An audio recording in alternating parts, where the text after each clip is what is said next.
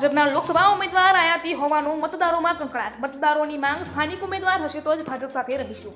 આયાતી ઉમેદવાર હોવાને કારણે નથી કોઈ અમારું સાંભળતું કે નથી અમારા કામ થતા એવું કહી થરાદના ધારાસભ્ય સામે સાધ્યું નિશાન.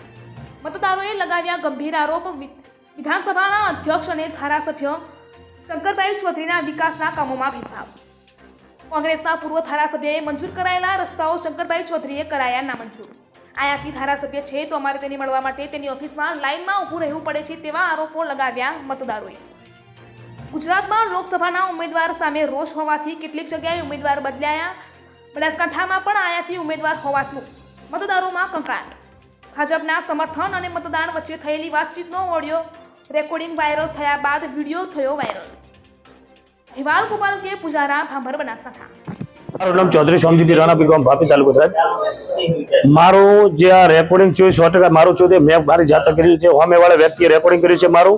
અને મને પાલનપુર તાલુકાનો કોઈ જામીન ફી કરીને પટેલ હતો અને પરબતભાઈની શંકરભાઈની વિધાનસભાની ચૂંટણીની અંદર એ મહિનો 1.5 મહિનો રહ્યો હતો અને એમાં મારો કોન્ટેક્ટ હતો. અને જ્ઞાનીબેનનું મેં સન્માન કર્યું. એટલે એકબીજા એમના શંકરભાઈના ચમચાઓ મને દબાણ આપવા મળ્યા, કરવા મળ્યા અને અહીંયા રેકોર્ડિંગ કરીને મારો વાયરસ કર્યું હતું. અને કાયદેસર મેં પણ વિરોધ કર્યો હતો. જેમ કે અમારા હવે રોડ રસ્તા હતા બધા કાપી નાખ્યા છે અને અમે રોડ રસ્તા માટે કેવા જ્યાં 15 થી 17 રોડ અમારા કાપ્યા છે.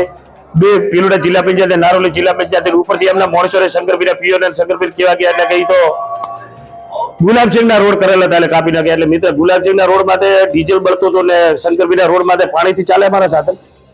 પછી એમની ઓફિસે પણ એમના પીઓ છે એ પણ અમારે કોઈ જવાબ આપતા નથી. 2 કલાક લાઈટમાં ઉભું રહેવું પડે છે. અમારે કોઈ કોમ થતું નથી. અમારો કોઈ એસ્ટોનિક એમનો પીએ નથી. અમારા ચૌધરીના 92,000 મતદાર છે. તો પણ એકાદો પીએ અમારો પણ રાખો તો. પછી જ્યાં ટિકિટની વાત કરું છું તો ટિકિટની અંદર અમારો બનાસકાંઠાનો કોઈ ભારતીય જનતા પાર્ટીમાં નથી, કોઈ કોંગ્રેસમાં નથી, કાર્યકર્તા નથી. પણ બનાસકાંઠાનો અમારો કોઈ લોકસભાનો ઉમેદવાર છે નહીં.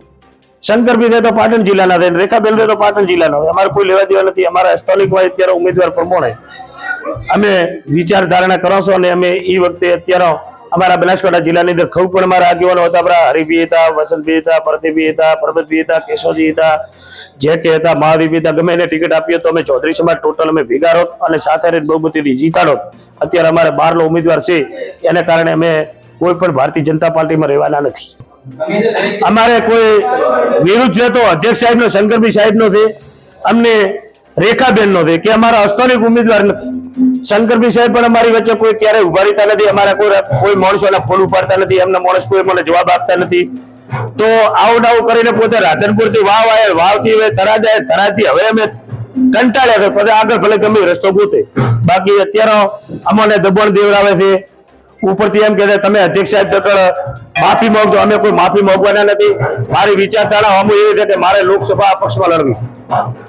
ચૌધરી સમાજ આ વખતે વધારે સમર્થન આપશે કોંગ્રેસ પાર્ટીને. જેમ કે ભાજપમાં અમારો ઉમેદવાર નથી. હમણાં તો માવડી પીઓત, પરબત પીઓત, હરી પીઓત, બરોબર, કેશાજી ચૌહાણ, જે કે પટેલ હોત તો અમે 100% સમર્થન આપ્યું. અને એમના માણસો અમુક પણ એમ કહે કે તમે કોંગ્રેસને કેવી ટાઈપની ટિકિટ ભાઈ મતદાન પણ કરી શકો. અમે 1985 માં પણ કોંગ્રેસને મતદાન મિત્ર કર્યો પરબતભાઈ સાહેબને, ને 1990 ની અંદર કોંગ્રેસને મતદાન કર્યો છે. તો એમનો કરતા અમે કોઈ મરી નહીં જવાના.